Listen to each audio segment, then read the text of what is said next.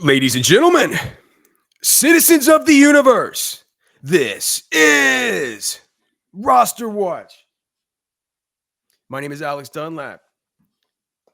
I'm joined by Cody Carpentier. And Cody, today we're going to get to revisit our Dynasty rookie draft tiers. I think you and I now are right in the heart of rookie draft season now that the NFL draft is passed. I know that I'm in, I don't know, four or five that are going on right now. I've gotten done with a few are just kicking off. I've noticed some trends as far as my drafts and some things that have changed. We've updated the Dynasty rookie cheat sheet now either twice or three times since Sunday with some changes. What we're going to go through and do today is a similar exercise to what we did like 2 weeks before the draft when we put these guys in tiers. Do you want to break down the exercise? Yeah, so basically we'll pop up tier maker, pop it up on the screen if you're on YouTube. If you're on podcast, obviously you won't be able to see this, but we'll talk you through it. Essentially, we got 5 tiers. Tier 1 is basically your top dogs, probably going to be Genty, and we'll discuss if anybody else should be in that conversation. Tier 2 will be like round 1 guys that deserve to be in round 1. Like, there'll be a break. It won't be 12 guys, I don't think. Tier 3, Tier 4, and Tier 5. The previous time we did this, Tier 3 was late first, early second kind of expectations. Tier 4 was round 2, and then Tier 5 was like a fringe. And we get through about 30 guys. We'll probably be around that same number. And really the point of this is just to see and help understand how we view where these picks are. So if you're picking at the 109 and we get through 8 guys or 7 guys in the first 2 tiers, you'll be able to view, all right, well, that next guy, that 9th guy isn't really worth the 110.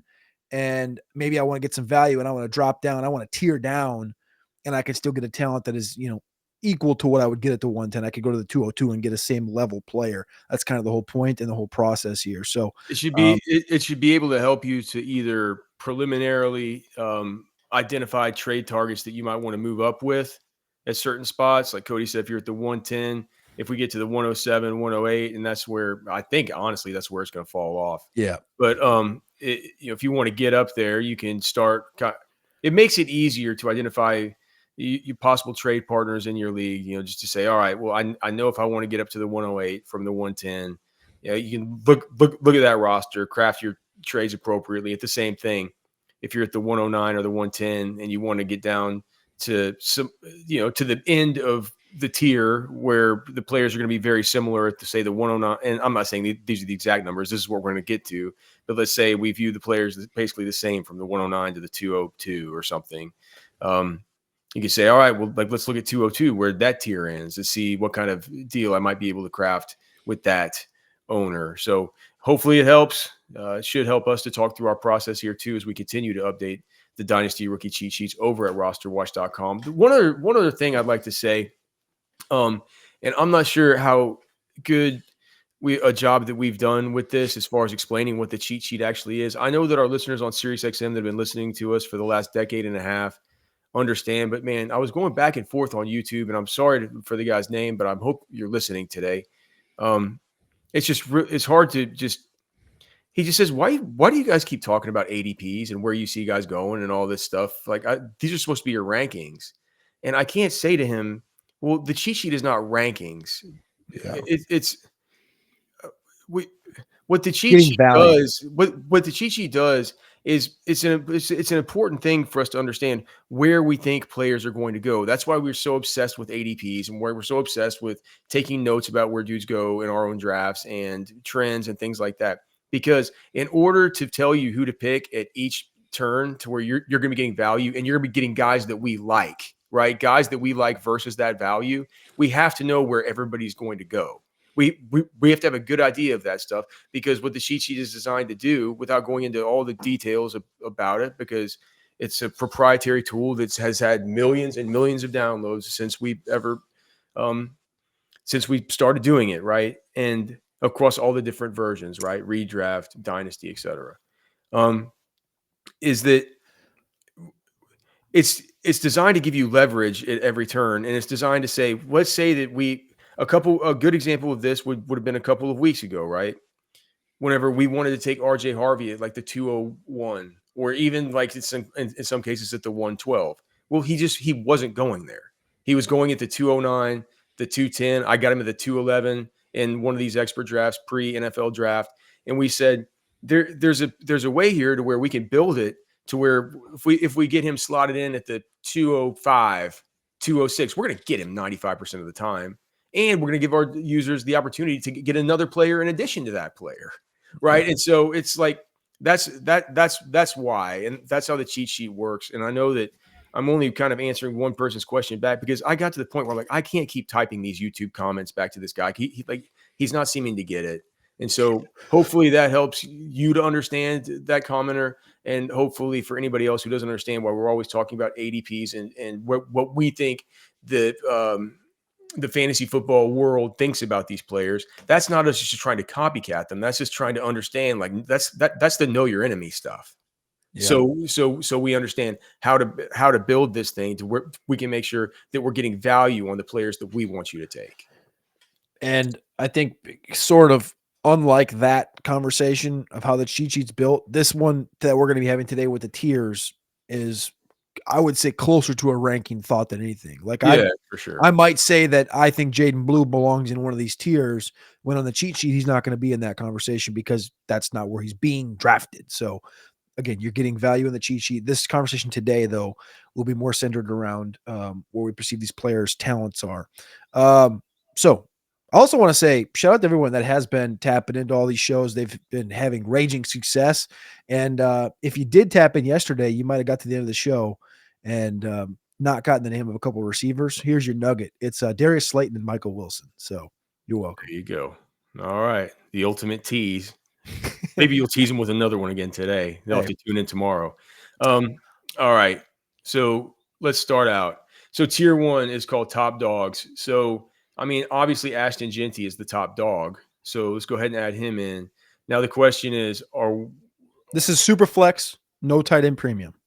Are we going to be adding? I mean, I just, dude, the way that I see it, so in super flex, I guess tight end premium doesn't even matter as far as the top dogs, right? Yeah. But I would say if this is non-tight end premium, the question just becomes about 5 dudes. Are these 5 dudes all the top dogs? Or is it just one dude that's the top dog? Does Travis Hunter, Omarion Hampton, Travion Henderson, and Cam Ward, respectively in Superflex, belong in this tier 1?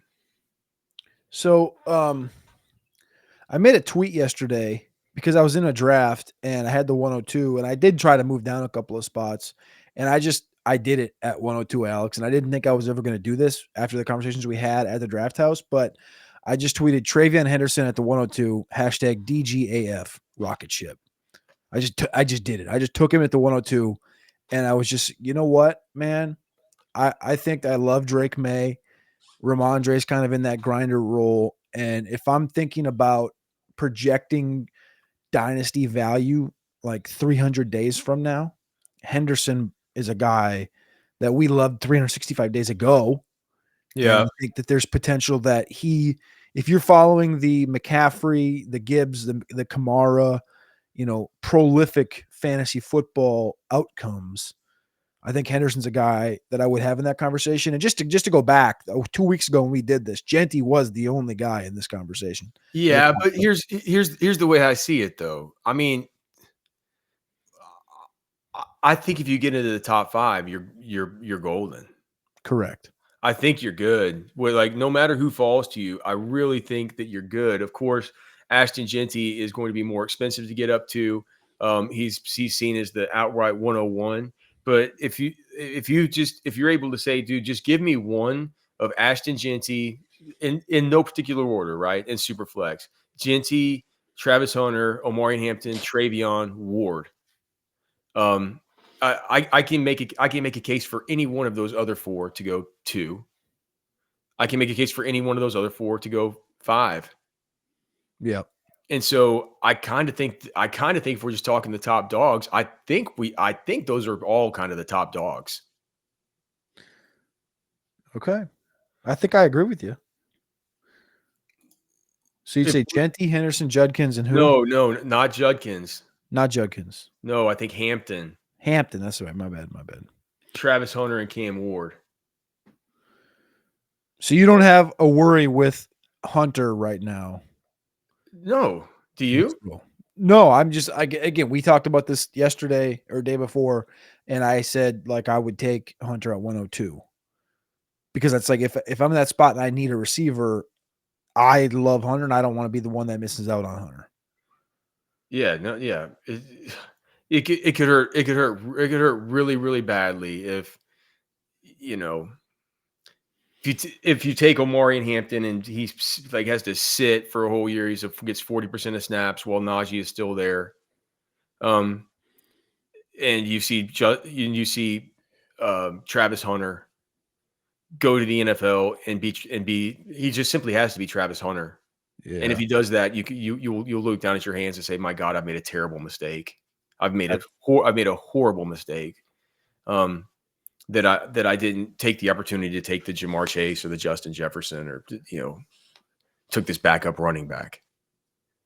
I mean, so he has to be in consideration. It's a tough choice, man. It's a tough choice there at 1 through 5. All these guys they've Cam Ward is gonna knock on wood he stays healthy. He's gonna start 17 games at quarterback.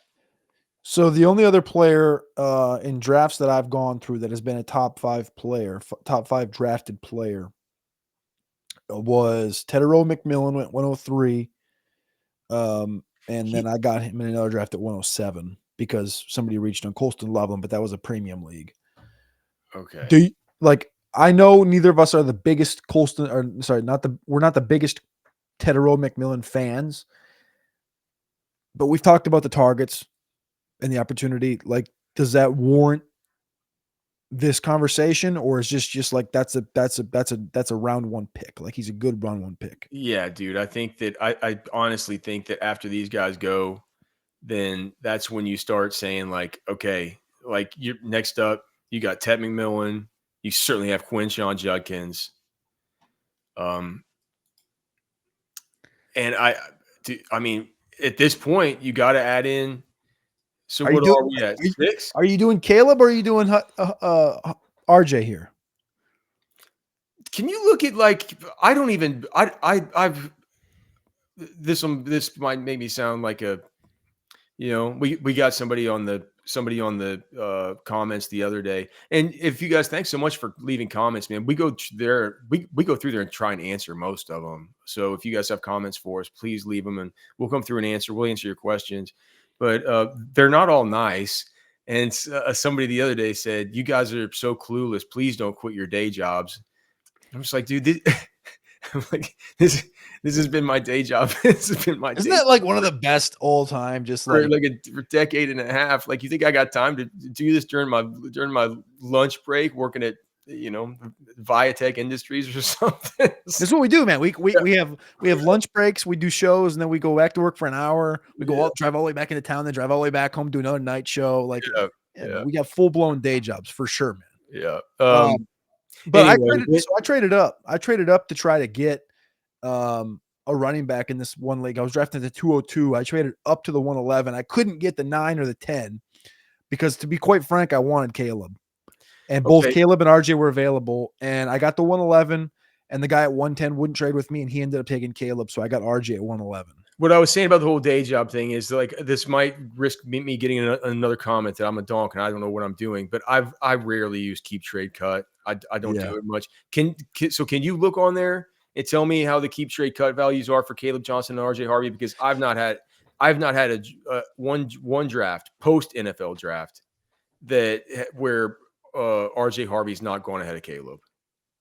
Okay, well, this one league I have, RJ went 107.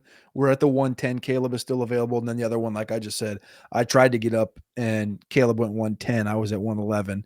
In keep trade cut right now, Caleb is 7th and RJ is 11th.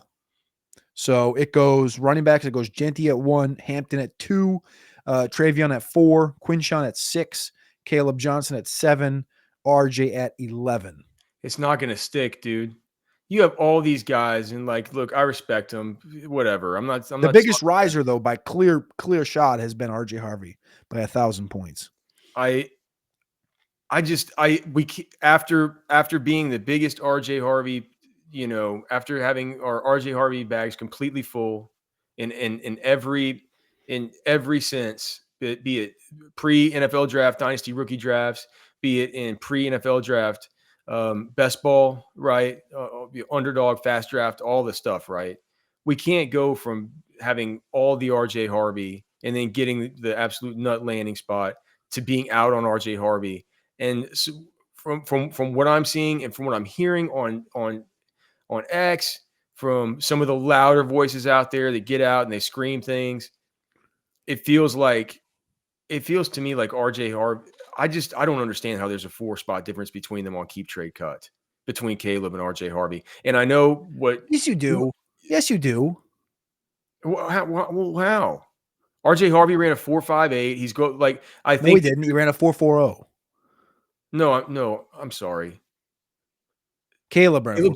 Caleb Johnson ran a 4.58.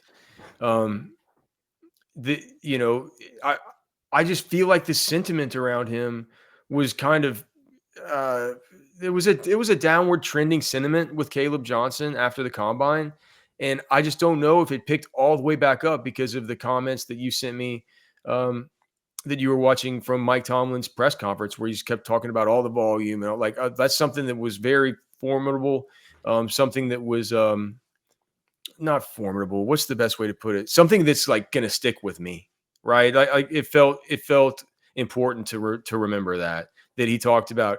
This is a volume back. This is a volume runner. You can give him all the workhorse work, all the stuff. You think about how Caleb Johnson is the best outside zone runner in this class, and you think about how the scheme fit marries up with Pittsburgh with how much they run outside zone. I looked it up. I forgot what it was like. It was 9th highest in the league or something like that last year.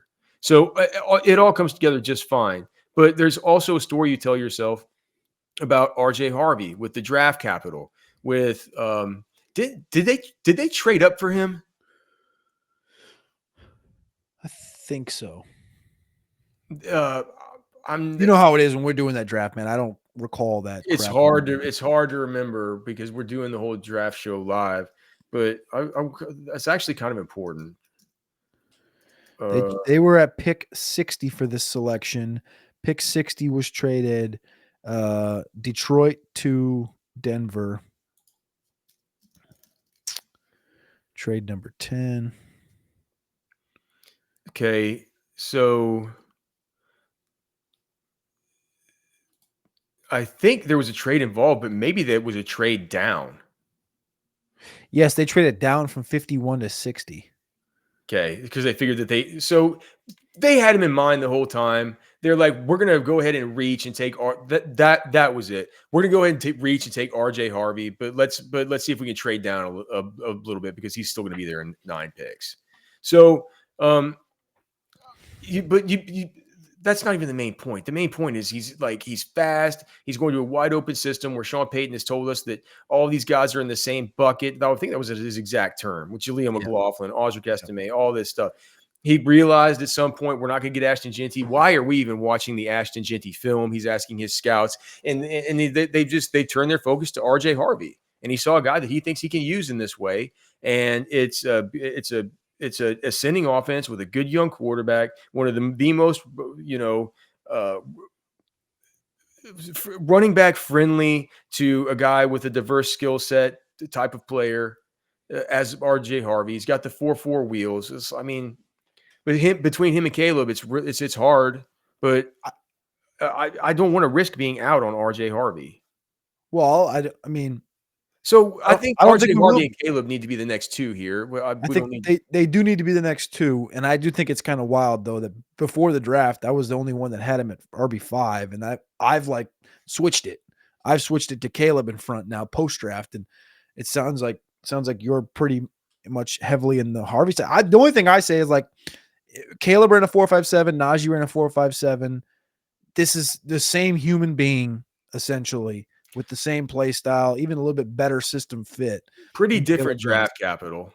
Yeah, sure, but that's proper. This is proper. The Steelers didn't go out and draft another first round running back like we thought. They thought they were going to take Hampton. If Hampton would have went to Pittsburgh, we would be like goo goo gaga, right? Like this would be the nuts. Instead, he'd have been up there. I mean, he'd be where he is, but it would and be we love that, right? right. It's two We 5'7" would love it guys. even more. Exactly. And here's the thing, man. I love Harvey, but he's 5'8", 205 pounds. Period. He had 20 receptions this last year. He's not a world beater in the past. I think he's a really good running back. Have you seen Caleb? I'm yet to see it. Like I took see what?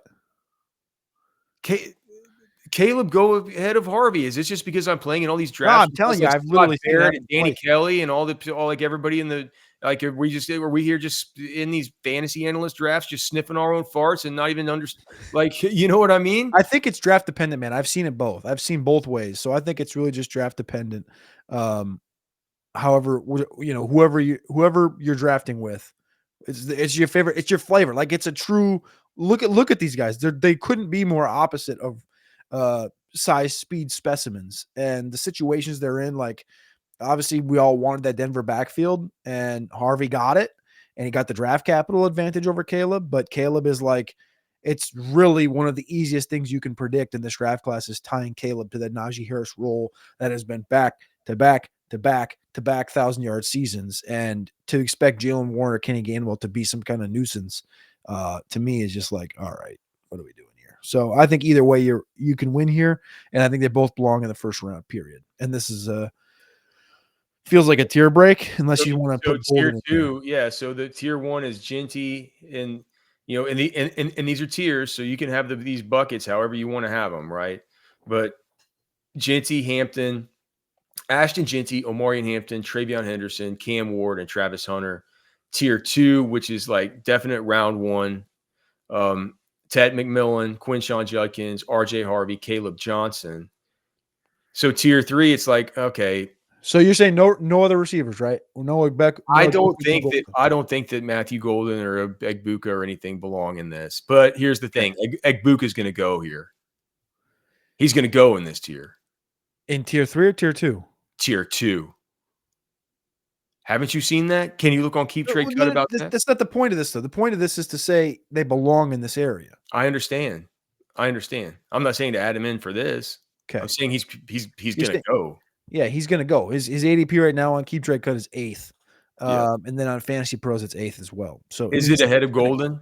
He's going to go. Yes, on Fantasy Pros, he's 1 spot ahead of Golden, and on Keep Trade Cut, he's like 4 spots ahead of Golden. Okay.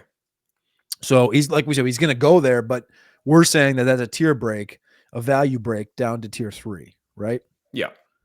Okay. Yeah, and I think tier 3 opens up with, you know, your choice of wide receiver, right? I think now if you use the cheat sheet, you'll have it spelled out for you. But if you have a big preference between Emeka Egbuka or Matthew Golden, that's sort of the tier where you would be starting to choose between those two guys. We've discussed this before. I hate it, but I think that you're right that QB2 here in Superflex comes off. I think that Jackson Dart kind of, I hate making that pick. Taking a quarterback who's not, I know he's not going to start week 1. Dart's current ADP on Keep Trade Cuts 20. Sorry, that's not Superflex. Let me go back. Sorry. Dart in Superflex is 13. Okay, so we're there at the 1-2 break. That's the kind of players that we're discussing here. I think they're going to go earlier, but I think that the 2 top tight ends, this is where I can start thinking about them. Well, that's behind ADP, to be honest with you. But this is non-premium. So non-premium Superflex. Colston Loveland is 9. Warren is 11. Are you interested? Really behind? It's kind of this is not how I draft, but I think it's fine if you want to draft like that. Yeah. You know what I mean? Taking a top 15 pick tight end, even in non-premium, if when you get the difference makers at tight end, that's a real level up, right? Yeah. If Colston Loveland's 80% Brock Bowers, you just absolutely just smash that pick out of the park. Home run. Um, Especially in year one. In comparison to year one, Ibuka, Golden, Dart, Loveland, Warren, if I was going to put cash on one of these guys to have, to give you the best bang for your buck, I think it's probably Loveland, right? in tight end premium right now, could you trade Brock Bowers straight up for the 101? Ooh, that's a good question. Let me look. So if I include rookie picks with tight ends in tight end premium, you're saying? So it's a Yeah. plus. Bowers for an early first, no. I mean, maybe somebody would do that, but the way Keep Trade Cut has it valued is a 2025 early first is at 6,300 points, and Brock Bowers is at 9,900 points, and that's in comparison would be more of like Loveland or Laporta are equal to that early first round pick in tight end premium. So, but you said they have him at 9,300 and the early round picks at 6,500 or something. They have Bowers at 9,900 points of value, and the early first round pick is at 6,300 points of value. So you could get the 101 for Bowers. Oh, sorry, I was thinking the opposite. I mean, yeah, you'd be over. I mean, You yeah, could but maybe the 101 plus. Jeez. sorry, I was reading it backwards. Yes, So you're right. You're right. so yeah. If you get 80% of that, I think it only makes sense to add those guys here in this tier into round one, beginning of round two style guys, and then the question becomes, Oh, that was next, such a maniacal. If you could flip Bowers for like the 101, 105, and 111 or something, like if you just some maniacal pile of picks. yeah, and we say, oh gosh, it'd be incredible. Yeah. Pick up Loveland at the 111. Yeah. And in the leagues where I have Bowers, like I'm just thinking about those leagues and what a difference maker he was, the last year, and so that's why I think that it's only makes sense that we can get these tight ends in here. Then now the question begins: does Luther Burden belong in this category, or does he belong more in the tier 4, where it's like tier 4 is second round in frame? Yeah, more towards second round. So if we go back, so I'll just rehash quick through what we currently have versus what we had at one point 2 weeks ago. Tier 1 was just Genty. Today we've added Hampton, Henderson, Ward, and Hunter to that top tier. Tier 2 was all of those guys plus McMillan, and today it's now McMillan with Judkins, Harvey, and Johnson. And then tier 3, the last time guys included today are Ibuka, Golden, Dart, Loveland, and Warren. So guys we have not yet said that were included in that tier is Burden and then Sanders. Obviously he's not going to be in this conversation now. But Dart was a riser. He went from tier 4 up to tier 3. And that was it so far from guys that have moved around. Okay, so tier 4, Burden. Yeah, Luther Burden. He's got so much talent that I'm not gonna overthink it too much with him. It feels like he's kind of fallen just a little bit because who knows how much they're going to run as far as 3 wide receiver sets there whenever they did just add on a Colston Loveland. But that's with Luther Burden, of course, going to the Chicago Bears. Can you actually make a case for anybody else that deserves to be actually in this tier? Yeah, in round 2. It's not about the round. It's more about the tier. Like I guess they work together, but like, I mean, you're gonna hate it, but like you actually think Scadaboo deserves to be here? Maybe Scadaboo and Blue, Jaden Blue. I was gonna say Blue. That's the only one that really tickles my fancy. But I think dude, they're gonna use Scadaboo maniacally. I think he's fine to take it to 203, something like this. That and that's the range we're talking, right? 204, 205, something. I took Jaden Blue at the 206 just yesterday. I've taken Jaden Blue a couple times. I would do that. Jaden Blue going to Dallas Cowboys, Cam Scatterbo going to the New York Giants. I think it's good spots for both of them. I like it's like the NFC East feels a little bit like the NFC North with some of these back and forth games that these teams are going to get in. These are good teams they're going to be slugging it out. Jaden Blue has just such dynamism compared to Javonte Williams and Miles Sanders. It really is shocking to think about, right? And then Scatterbo is he's a do-it-all weapon. I know that Tyrone Tracy is still going to be there, but I don't see if he's anything like he was in college. And I guess there's some risk that he's not going to be able to be just this dude who's just the man's man that they can just do everything for the football team at the NFL level the same way that he did in college. I get it, but man, I'm tired of betting against Scatterbo. I'm going to take him there in this range of the second. I think it's fine.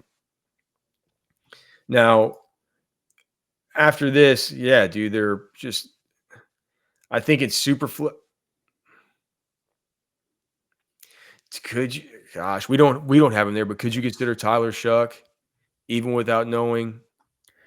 I think he's a fringe conversation guy, which is what that tier 5 was the last time we talked about it. Yeah. So I would say just on the merit that I would expect him to get plenty of opportunity this year. And in Superflex, that means a lot, especially depending on your roster and your situation. Like I have a roster that people are going to listen to it. It doesn't really matter.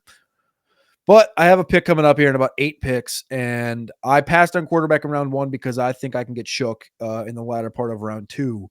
And this roster that I'm talking about has Russ, Jordan Love, and Mariota as the quarterbacks, and I need help. You need help. I need help. You think?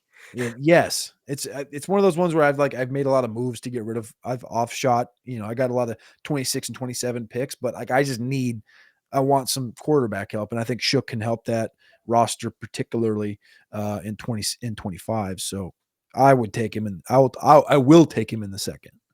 Okay, so Shuck for sure. So let's get him on there. We got to get on.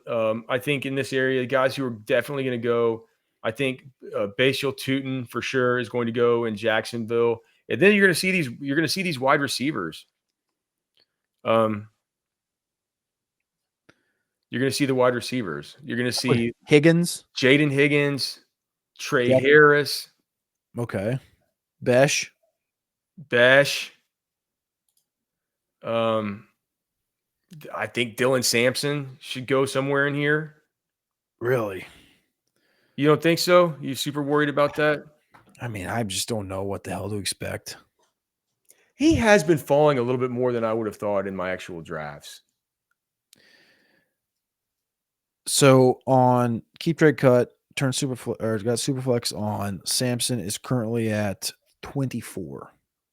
Okay, so this is fringe, right? That's the fringe of the second round. He's going ahead of Jaden Blue by a spot. Okay, well. So that's where you're showing your value right here. It's kind of what we're talking about. Yeah. So I think Sampson should be on there. I think that there's a list of guys. It's just where do you want to cut it off? Do you cut it off at Jalen Noel? And then if you get Jalen Noel on there, do you also get like Royals? And then what about at this point, can you consider Brashard Smith in this, or do you just wait for third round? I get it. But man, that draft capital, we've seen it work there. I think that from what I've seen, and Keep Trade Cut might have it differently, but from what I've seen, you can generally get Elijah Arroyo or Mason Taylor. I just took Mason Taylor at the 308 in one draft. I'm not sure you need to get that second tier of tight ends in here. That's pretty sexy. That was in tight end premium. What about Woody Marks as like the satellite with Joe Mixon? Yeah, like 40. What do you have? 40 crap ton, 47 receptions last year. He had like a 60+ reception season at Mississippi State. Sure, you can add him in here. He feels more like a third round guy to me, but if it's fringy, I think that's fine. After that, we get down to some running backs. And hey, let me just ask you this before we get out of here. Just past here, I think people are going to start considering, people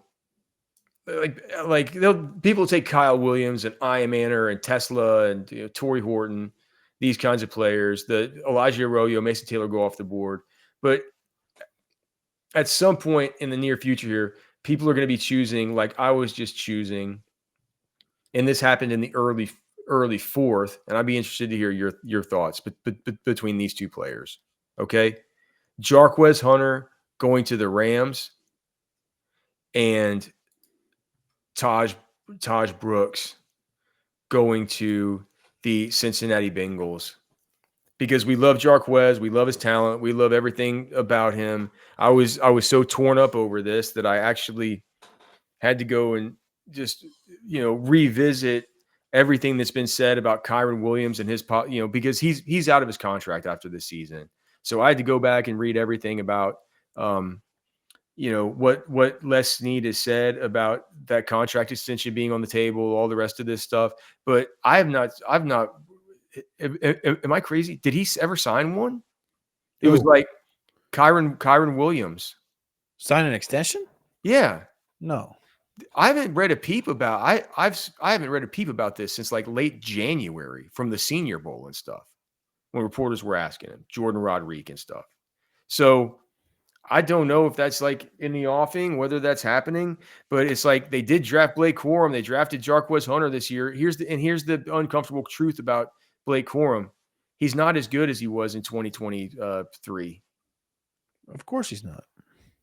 And he didn't get on the field at all last year. And I wouldn't be surprised if Jarquez is a better runner than him, and Jarquez is the starting running back for the Rams as soon as like 2026. With kind of in using 2025 en route to sort of becoming that, right? Yeah. But then you got Taj Brooks, who's going to an awesome offense that scores a ton of points. The defense is has been bad. They get back and forth situations. They probably want to take some of the work off from Chase Brown. Taj Brooks is actually a guy who we just like. Do you have a thought between those two? Who you would take? I want them both. Multiple leagues, man. I got like 303, 305, 306, 307. I got multiple third-round picks, and this is the reason we do it. Like, this is the reason we talk about the depth of this running back class. It's the reason you look ahead. It's the reason that we're talking after the draft the other day in Tampa about the 2027 class, because we're forward-looking. This is not our hobby. We don't have day jobs where we go and work at restaurants and sweep the floor and mop the toilets and stuff. Like, this is our day job because we prepare you for this, and you can get both Jarquez Hunter and Taj Brooks, because both of those running back fields are volatile with injuries to Zach Moss, with flattening play from Blake Corum. Both Jarquez Hunter and Taj Brooks, 1,000-yard seasons. Jarquez didn't quite have 1,000-yard seasons, but 900-yard seasons in the SEC with tons and tons of tread left on those tires. I don't want one of them, Alex. I want both. And you know what? We and Cody, we didn't even tell people between Brashard Smith and Woody Marks, who you might want to take a little bit higher than that. We didn't even tell people the one running back that before you get to Jarquez Hunter and Taj Brooks, you absolutely have to take. This is Anthony Richardson, and you're listening to Roster Watch. This is AJ Brown, and you're listening to Roster Watch. This is Josh Allen, and you're listening to Roster Watch.